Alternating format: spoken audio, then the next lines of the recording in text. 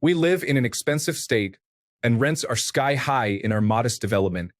But we own our little home, which shares a fence with Jake's rented home. The first indication that Jake was not as nice as he appeared was the way he kept his backyard. He had an agreement with his landlord that he would mow the lawn, but instead allowed blackberry brambles to take over the area immediately next to our fence while keeping the rest of his yard under control. When I asked him about this, he claimed it was too expensive for him to hire workers to clear that area. Eventually, we did see workers removing the blackberries as Jake complained about the extra expense. Other times, I would overhear him taking to his next-door neighbor about us. Jake is very religious, and we are not. He is born and raised in the US, and my husband is not. We could also tell he disapproved of what he erroneously called our lifestyle. He kept this under wrap the first couple of years, while he was still getting to know us. One day, he let it slip that the fear that kept him awake at night was that his landlord would raise his rent, since he was on a fixed income. This made me feel bad for the guy. Then a storm blew down all three sides of our old wood fence. The other neighbors agreed to pay part of the cost after seeing the estimates we produced. After we handed him a letter notifying him of our intention to replace the fence, Jake told us he would talk to his landlord about it. We were months away from a replacement, but in this part of the US, it rains several months of the year and you only have a small window of time to dig post holes before it starts raining again. The workers who do this are booked well in advance for this reason. So as the deadline approached, we kept checking back with Jake, first reminding him, then pleading for him to do so, and during the last month persistently requesting his landlord's name and address so we could contact him directly. None of this worked. Jake kept delaying, and 2 weeks before the start of the work showed up during our family dinner to inspect the fence damage, so he could report it to his landlord. I stupidly obliged and gave him a tour. On the day the workers arrived, I texted him we were assuming his landlord didn't mind the replacement because we had not heard a word from him. Then we got Jake's text explaining that he and his landlord found the fence aesthetically displeasing. We were also informed that the landlord would not be paying his half of the cost because he had not been notified in advance. By then, the fence had been completed.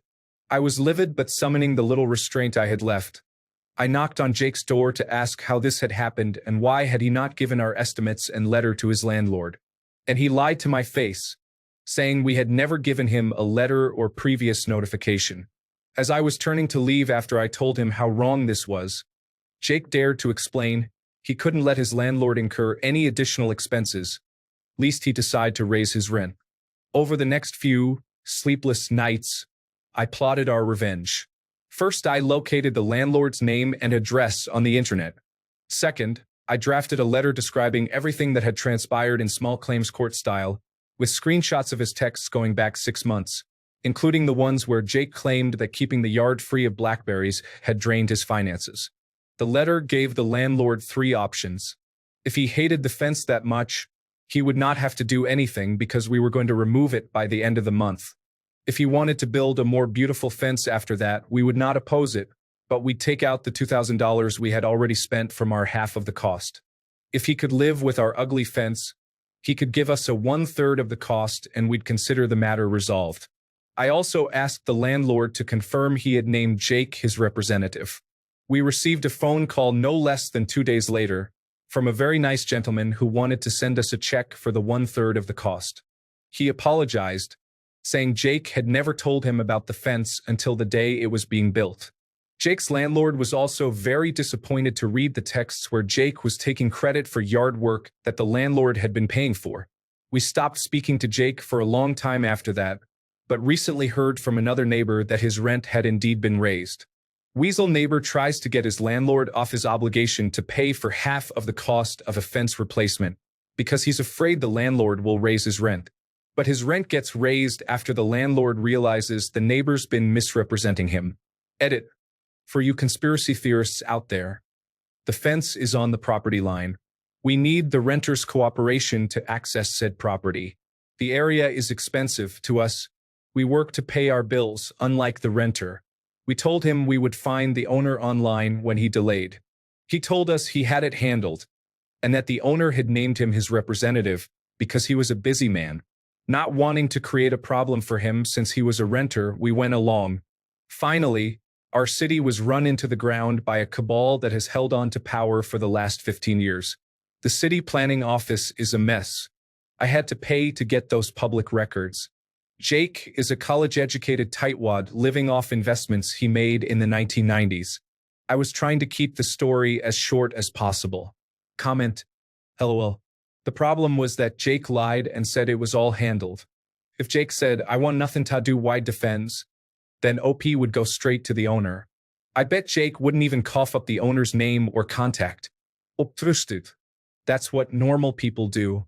OP reply, thank you for understanding that not being a conniving, lying piece of shit does not make me wrong. Comment, you found the house owner on the internet. Why did you not do that before instead of waiting for him to do it? Comment, this. Why deal with the renter at all? He has no power in this situation. Comment, I had the same thought. I don't know where this is located, but I can look up public records online and find out who owns any piece of property. Comment, wait, why are your neighbors responsible to replace your fence? I have heard of neighbors sharing tree removal costs since trees could damage all houses in an area, but a fence is optional and should cause no threat. Also, what is the revenge? Am I missing something here? Comment, it could be because the fence is directly on the property line. I've heard of both homeowners being responsible for the fence cost in a case like that. It is why some people have their fence just inside of the property line. This way, the neighbors don't have a say. Comment, I guess the revenge is they got one over on the guy who rented the place next door. The fence doesn't belong to the next door neighbor. The landlord maybe knew about the blackberries too, but generally they do not want to spend more than necessary. Also, what does being religious or born in the US have to do with anything? Sounds like OP was looking for a problem and was glad to invent one. Comment, I understand why they would talk to Jake. I rent a house in a neighborhood, and if when something large needs to be done, my neighbors come to me because I'm the one living in the house. I then contact my landlords in another state to ensure they are okay with what needs to be done. Granted, I get along with my neighbors, but it would be the same even if I didn't. It's just much easier to deal with me as the current resident, who they know, rather than contacting someone they've never met.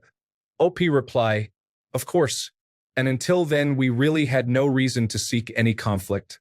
Please leave your story in the comments. Also, don't forget to like and subscribe to get new update. Thank you.